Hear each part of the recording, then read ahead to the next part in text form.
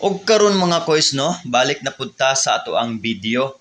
So, maghisgot ta karon mga koys sa cadaver. Unsa man ang cadaver mga koys? So, mao na siya kung naa kay ipakarga nga patay mga koys, alright? So, naa magoy nangutana sa kuha kung tagpila ang plite. So, mao na hisgutan nato karon, alright?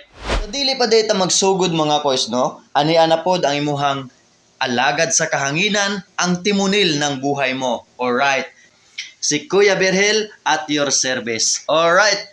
So karon magsugod na ta mga koys. Atong hisgutan ang cadaver o ang patay nga ikarga sa barko.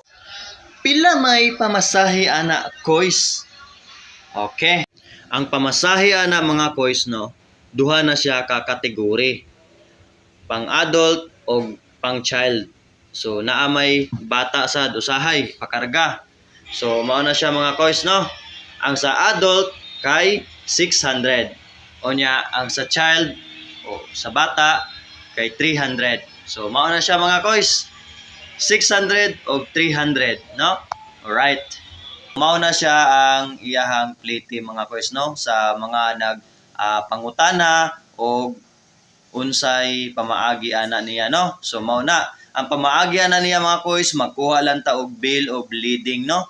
Bill of lading ato sa ticket booth unya mao na siya ay corresponding na amount nga atong bayran dito sa ticket booth ang 600 o ang 300. 600 para sa adult, nya 300 para sa mga bata.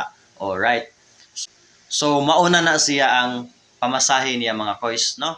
Nya diri na lang tataman mga koys no. Hangtod sa sunod na sad nga video og ayaw ka mo kalimot pagtuplok anang naa sa ubos mga koys kay para isabwag nato ngadto sa uban makahibalo sila kung unsay pamaagi ani mga koys no. So ato nang isabwag nato sa uban para daghan ang makahibalo. Alright. So salamat kaayo sa inyong pagtan-aw o sa inyong padayon nga pagsuporta. God bless.